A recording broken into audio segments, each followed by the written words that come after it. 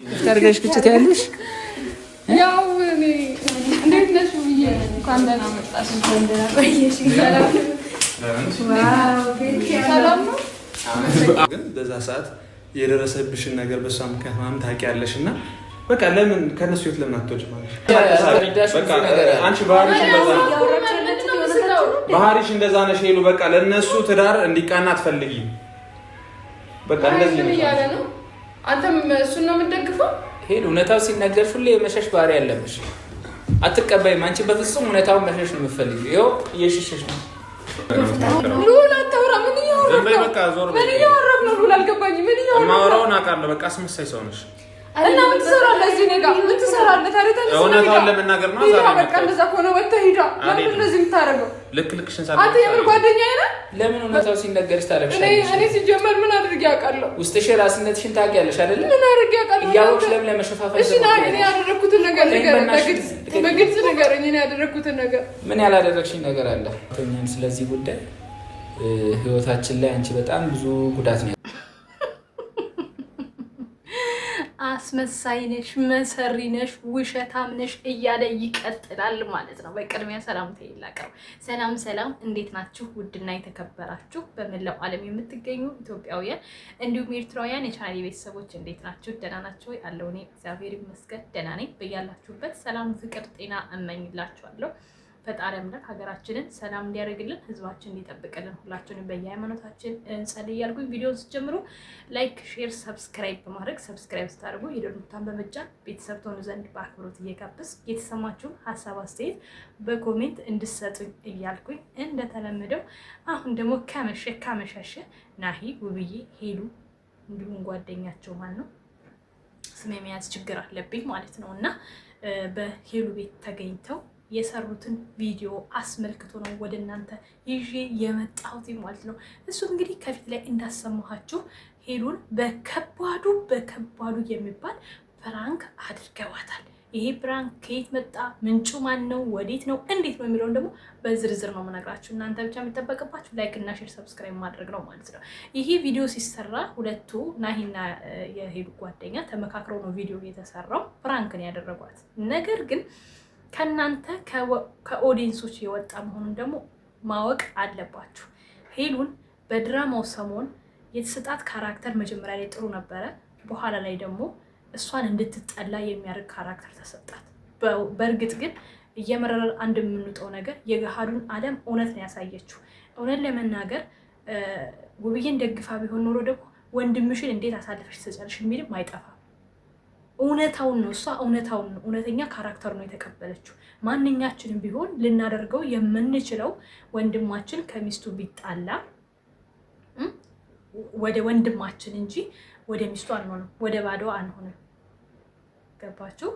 ስለዚህ ይሄ እውነተኛውን ዓለም የሆነውን ነገር ስለሰራች ግን በጣም ብዙዎች ሰድበዋታል። ብዙዎች የሆነ በደህና ቀን መስደብ የሚፈልጉ ሁሉ አጋጣሚውን ተጠቅመው ሄሉን ለመርገጥና ለመጣል ሲሞክሩ ነበር እያየን የነበረው። ሄሉ ግን የተሰጣት ካራክተር እንጂ ባህሪዋ ያ አይደለም። በጣም ሩህሩህ፣ አዛኝ፣ አልቃሻ፣ የዋህ ልጅ ናት ሄሉ ማለት ነው እና ብዙዎቻችሁ ሰውን የምትለኩት በቪዲዮ ስለሆነ ነው ትልቁ ችግራችሁ፣ ማመዛዘን የማትችሉት። ድራማ ነው ሲሰራ የነበረው። ነገር ግን መጀመሪያ የሰጣት ካራክተር አሪፍ ነበር፣ በኋላ ላይ ተቀየረ እና በዛም ምክንያት ብዙዎቻችሁ አንቺ መሰሪ፣ አንቺ የተረገምሽ፣ አንቺ ክፉ ያልተባለችው ነገር የለም ትገለል የሚል ኮሜንቱ ላይ የተጻፈበት አጋጣሚ ነው። ስንቱን በዴ ባለበት ሀገር ላይ እሷ ይህን ቪዲዮ ሰራሽ ተብሎ ትገለል የሚል ጽሑፍ ማለት ነው እና ያንን ተጠቅመው ገባችሁ? አንቺ አስመሳይ ነሽ አላት ናሂ። አንቺ መሰሪ ነሽ አላት።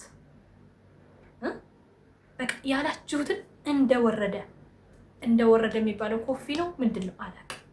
ይሄ ካፌ ባለሙያ አይደለም ሲባል ነው የምሰማው። እንደወረደ ነው አምጥተው ቁጭ ያሉት። አያችሁ? ይሄ ነው ስራ ማለት።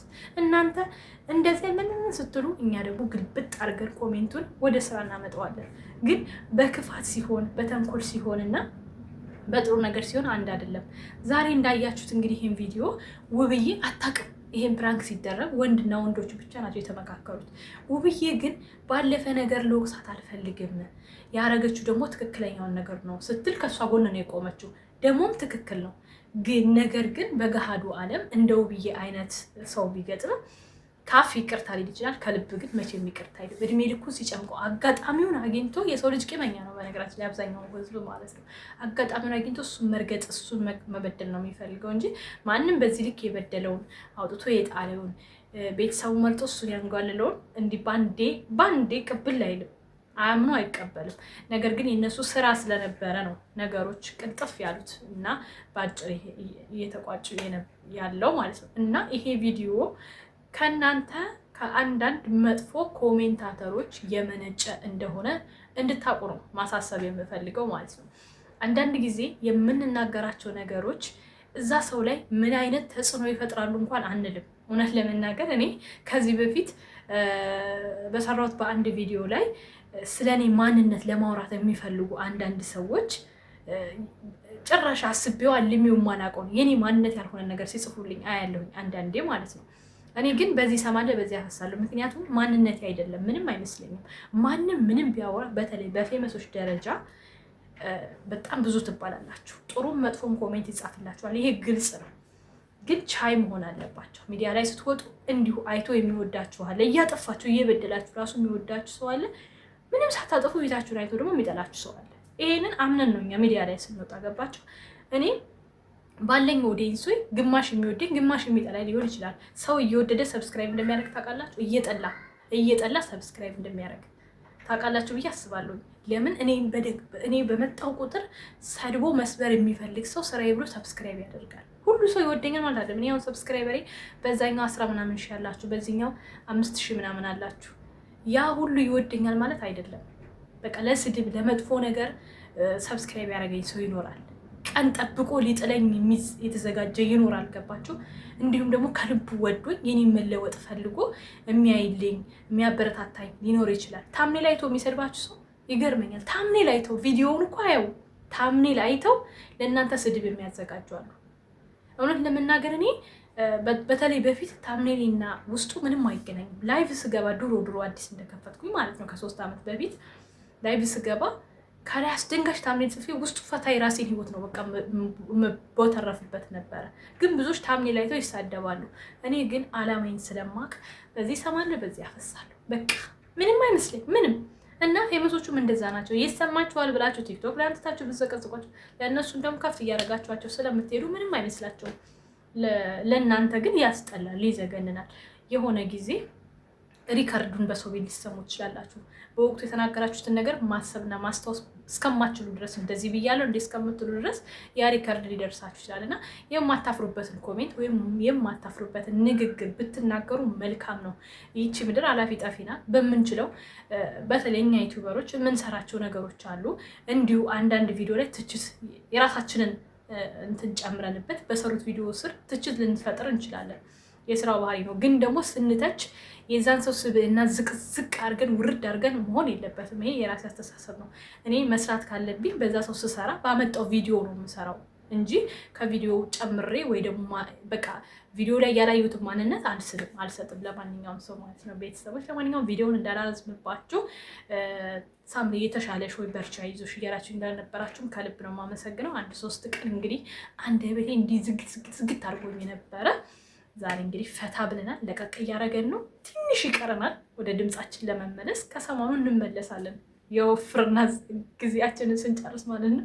በዚህ አጋጣሚ ወፈርሽ የምትሉ ደግሞ እንትፍትፍ በልብኝ። እኔ በነገራችን ላይ ሙቀት ይስማማኛል። ሁለተኛ ደግሞ በጣም ከስቼ የነበረው ብዙ ሀሳብ ጭንቀት ነበረብኝ። ሌላው ደግሞ ብሬስ በጣም ነው የሚቀንሰው ሰውነት።